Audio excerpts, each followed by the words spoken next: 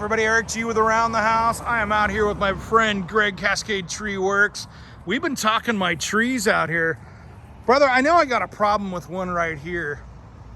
What do we got going on over here? And we can walk over here and talk about it a little bit. Well, last time we spoke, Eric, we talked about inspecting your trees annually. I think that I can't overstate that enough, how important it is for a homeowner to be somewhat familiar with knowing what to look for in their trees. We talked to you last time about inspecting the basal flare, looking for conchs, and it looks like you came home and you found some. Guess what? I got some conchs right here. That's right. That means we're going to have a fungal infection inside the tree trunk there. How well the tree's dealing with that, or how much the tree has been able to compartmentalize that, we're not sure. Whenever we see something like this, as an ISA qualified tree risk assessor, we at this point recommend a level 2 risk assessment. Okay. We may come in with a little drill bit called a resistograph, and it actually measures the amount of resistance as it drills in a little bit at a time. Kind of gives you this graph of how solid the wood is, how deep that solid wood is, and lets us know a cross section of viable wood. There's a tomograph, there's a few other methods where signals bounce around and it kind of gives you this readout on a laptop. Both have their advantages and disadvantages. I know here where you live in Lake Oswego, our trees are very valuable. These trees are very old. The community loves their trees out here. Thanks everybody in Lake O. I'm so glad that y'all are into your trees out here. It's really refreshing. We're not gonna automatically assume to remove it, but since it's so close to the home, the tree is about 200 years. You know, he's not too far from old growth, and if it fails, it is definitely going to cut the house in half. Yeah, we don't need that. I know, but that's a concern. I don't want this landing in a bedroom.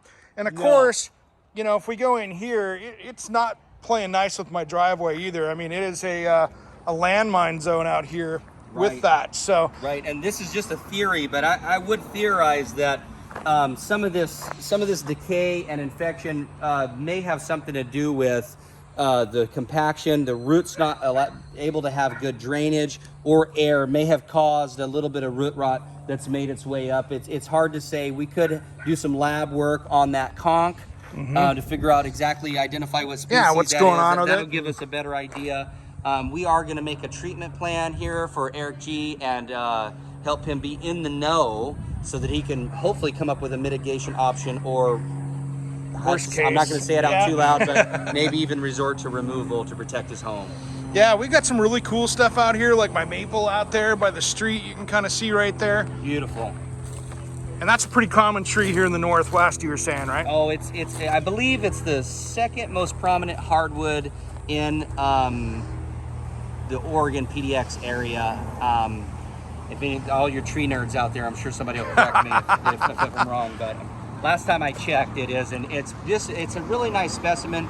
It needs a little work. You know, if it was in the woods, there wouldn't be a whole lot of health benefit to doing much to it. But since it's so close, such close parameters to potential targets like pedestrians and cars, you see a lot of branches out there that have become kind of overgrown, a little overextended. Big leaf maple is a tree that will kind of exfoliate to provide a weight reduction in itself. That's a process called retrenchment. We see that in old ancient trees. There's not many trees that are native that actually shrink themselves down to conserve energy and different. Big leaf maple is one of them. So they are prone to snapping. It's a long way of me saying they're prone to breaking.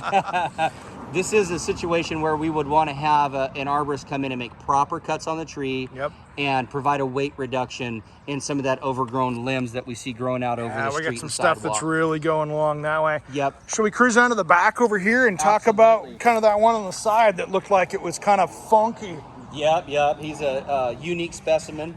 And you and I were talking about it. That wasn't even on my radar as one.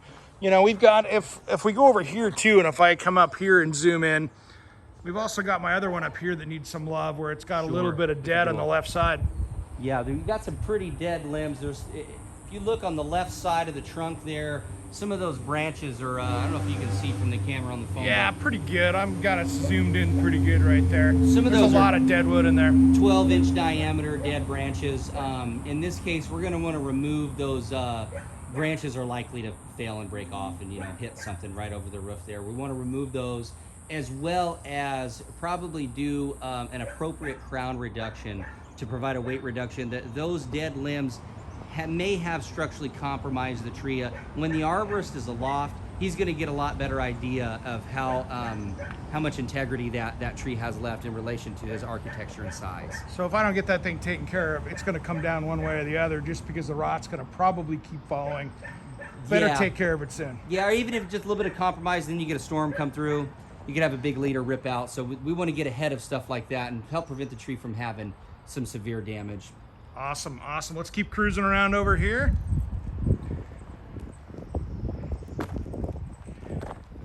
This was a tree that was here at one point that was pretty dead, that I had a bunch of little things. I cut it down because it was split up, but you can see how that there was not healthy. Not healthy at all.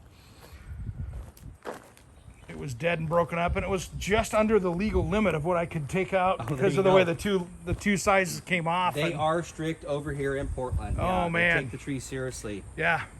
Well, this one here, we've got, geez, how old a tree is this thing? Oh, I mean, he's pushing old growth status. He's about 175, 180 foot tall.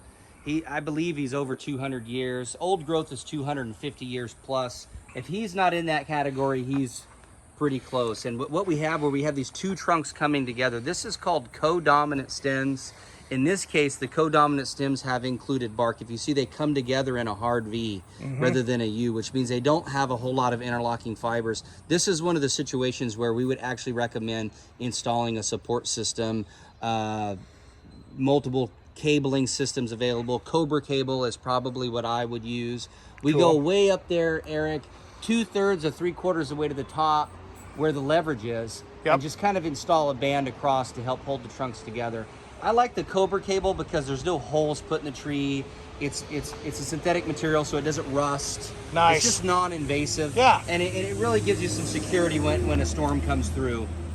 And this little guy here looks like he's dying off the top. There's a little bit of growth there on that, but the top half has died on this third stem, and we don't want to cut him out, Eric, because, you know, if we come and just slice him off down here, cut this guy off, what we could have is a potential to get decay into the base that's of the the rest last of this place tree. we want it in this Absolutely. So we always want to avoid making big cuts on the trunk. I don't recommend anybody do tree work themselves, but if you are out there, don't cut big old limbs off of the main trunk of the tree. It's usually never good. Doesn't end well. That's right. Long-term effects could be pretty bad. If we look up there, we do have some live branches on that stem.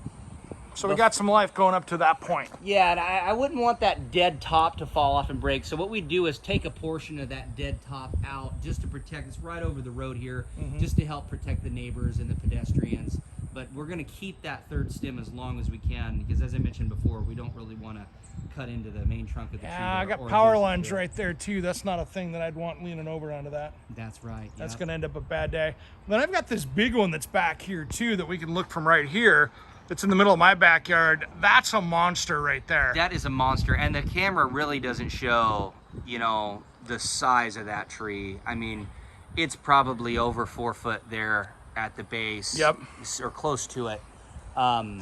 He's got to be every bit of a 165, 170 foot tall. This tree and the one we just looked at, I would guess are right at that old growth category, 250 years of age. I love it. And I'm going to do everything I can to protect those. Absolutely.